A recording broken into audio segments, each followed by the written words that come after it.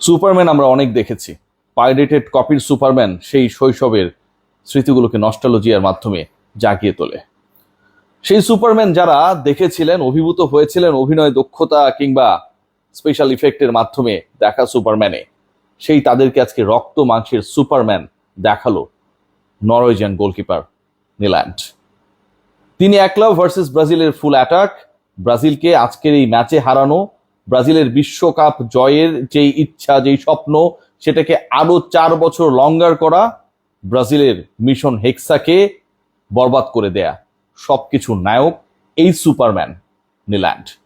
New জার্সিতে আজকে সুপারম্যানের show শুরু হয়েছিল। ম্যাচ যখন শুরু হয় ঠিক তখনই, আর শেষ হলো নরওয়ের এই জয়ের মাধ্যমে।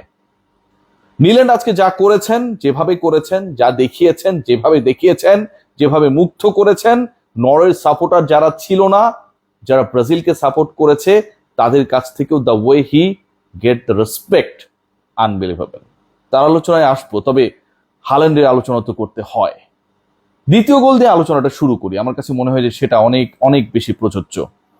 যখন সেকেন্ড গোলটা করলেন, বল রিসিভ করলেন, প্লেসমেন্ট করলেন, কিক করলেন, এত ঠান্ডা মাথায়, এত নিখুঁত ফিনিশিং একজন স্ট্রাইকার কিভাবে করতে পারেন সেটা নিয়ে গবেষণা হতে পারে। তিনি বলে কিক করেছেন নাকি তিনি ট্রিগারে প্রেস করেছিলেন এবং সেই বুলেটটা অ্যালিসন বেকারকে ফাঁকি দিয়ে তার জালে গিয়ে আটকে গেল, সেটা নিয়েও প্রশ্ন হতে পারে, আলোচনা হতে পারে। যে বলটাই কিক করলেন, গোল হলো 121 কিলোমিটার গতিতে। সেই গোলটা আলটিমেটলি শেষ পেরেক ঠুকে দিল ব্রাজিলের শেষ স্বপ্নে। আজকের এই ম্যাচে হাল্যান্ডের সেকেন্ড গোলের পর কোনো উচ্ছ্বাস আমরা দেখিনি। যেন তিনি জানতেন যে এই গোলটা তিনি করবেন, যেন তিনি জানতেন এই গোলটা অ্যালিসন বেকার আটকাতে পারবে না, যেন তিনি জানতেন তার দল কোয়ার্টার ফাইনালসে প্রগ্রেস করবে, যেন তিনি জানতেন যে শটটা তিনি করেছেন এটা গোলই হবে। কি নির্লিপ্ত, কোনো উচ্ছ্বাস নেই। ব্রাজিলের বিপক্ষে দ্বিতীয় গোল করার পরও, টুর্নামেন্টের সপ্তম গোল করার পরও কি প্রফেশনালিজম। যাদের বলা হচ্ছিল ভাইকিংস, ঠান্ডা মাথার খুনি, সেই নরওয়ে সকল স্বপ্ন শেষ করে দিল ব্রাজিল ফ্যান আর ব্রাজিল দলটার। এবার আবার একটু ডিসকাশনে আসতেই হয়। ম্যাচের যখন তৃতীয় মিনিট, ঠিক সেই সময়টা যদি খেয়াল করে দেখেন, প্রথম গোলটা করে নরওয়ে, অফসাইডে সেই গোল বাতিল হয়ে যায়। তবে সেখান থেকে এই ম্যাচটা কোন দিকে যাচ্ছে সেটা দৃশ্যপটটা ক্লিয়ার হয়ে যায়। ব্রাজিলের ডিফেন্সে যে ফাঁক রয়েছে, ব্রাজিলের ডিফেন্স নরওয়ের অ্যাটাককে আটকানোর মতো সামর্থ্য রাখে না।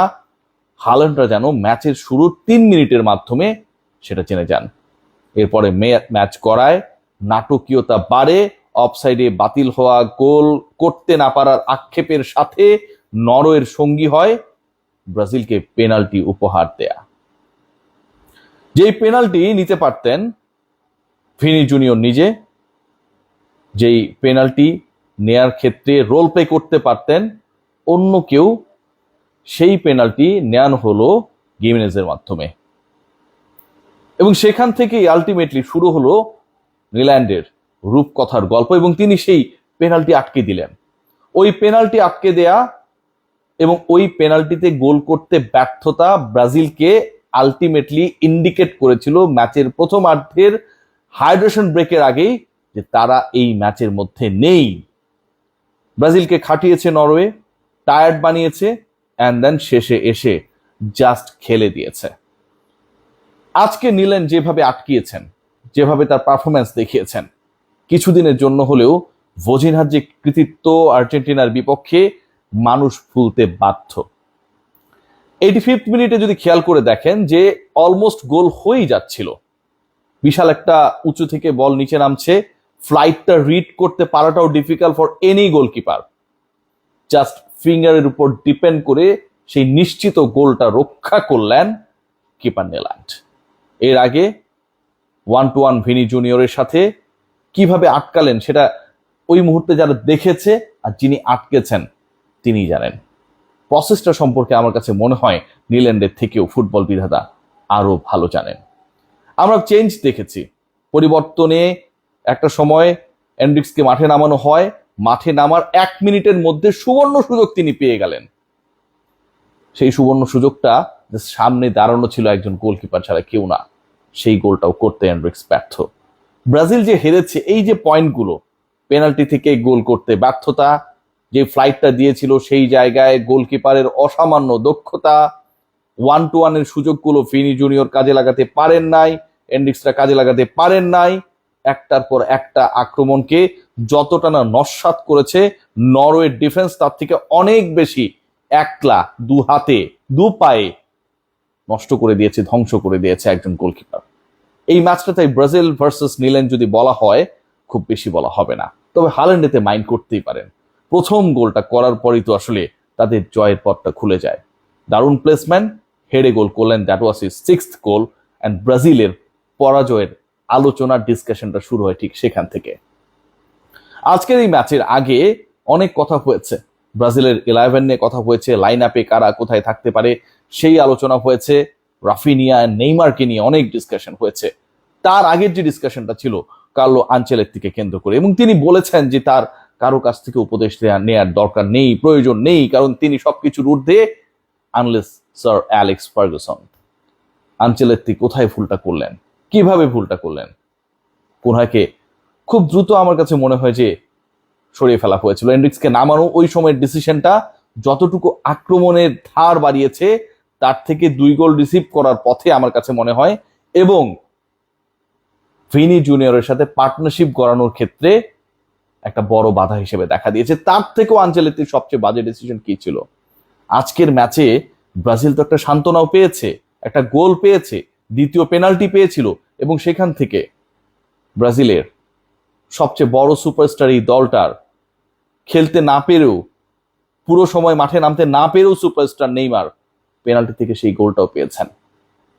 নেইমারকে যখন একটা দল দেখছে, ব্রাজিল যখন দেখছে যে কোনোভাবেই নরওয়ের ডিফেন্সকে পরাজিত করা যাচ্ছে না, কোনোভাবেই নরওয়েজিয়ান গোলকিপারকে ভেদ করা যাচ্ছে না, অ্যাটাকের ধার বানানোর জন্য নেইমারকে নামাতে প্রায় 70 মিনিট পর্যন্ত, সেকেন্ড হাইড্রেশন ব্রেকের আগ পর্যন্ত অপেক্ষা করাটা আমার কাছে মনে হয়েছে অপ্রয়োজনীয় ছিল। নেইমার মাঠে নামার পরে ব্রাজিলের আক্রমণের ধার বেড়েছে। নেইমার মাঠে নামার পরে ব্রাজিলের মিডফিল্ড অ্যান্ড অ্যাটাকের ক্রিয়েটিভিটি বেড়েছিল। নেইমার মাঠে নামার পরে ব্রাজিল যে একটা গোল শোধ দিয়েছে, সেই গোলটা শোধ দেওয়া সম্ভব হয়েছিল। আনচেলত্তি সেই নেইমারকে 68 মিনিট পর্যন্ত বসে রেখেছিলেন, যখন তিনি দেখছিলেন যে কোনো সময় হাল্যান্ডরা অ্যাটাকিং হতে পারে, কাউন্টার অ্যাটাকে বিপজ্জনক হতে পারে। সবকিছু দেখে বুঝে যখন একজন কোচ তার দলের সবচেয়ে বড় সুপারস্টারকে, নেইমারকে মাঠে নামানো মানে শুধু অ্যাটাকের ধার বাড়ানো না, মিডফিল্ড থেকে বলের সাপ্লাই লাইন ক্লিয়ার করা না, নেইমারকে মাঠে নামানো মানে নরওয়ের কিংবা যে কোনো প্রতিপক্ষের অন্তত 2 জন ডিফেন্ডারকে বিজি করে রাখা। সেই কাজটা আনচেলত্তি করতে ব্যর্থ হয়েছেন, এবং তাই তাকে পৃথিবীতে এই মুহূর্তে আর উপদেশ দেওয়ার কেউ থাকবে না, কারণ ব্রাজিলের কোচের ওই জায়গাটায় তিনি থাকবেন বলে অন্তত আমি মনে করি না। বিশ্বকাপটা দারুণভাবে শুরু হয়েছিল, বাংলাদেশের মানুষের বিশ্বকাপ, ব্রাজিলের এই পরাজয়ের মাধ্যমে বাংলাদেশের অর্ধেক মানুষের বিশ্বকাপটা আজকের ডেটেই শেষ হয়ে গেল। অসাধারণ খেলেছে Netherland, Holland, Norway, but Brazil এত তাড়াতাড়ি আউট হয়ে যাবে, ওই পরিসংখ্যানের ফালতু তত্ত্বগুলোকে শেষ পর্যন্ত ভুল প্রমাণ করতে পারবে না, এটা কারো এক্সপেকটেশনসের মধ্যে ছিল না। ব্রাজিল সাপোর্টারদের জন্য সময় হতো না।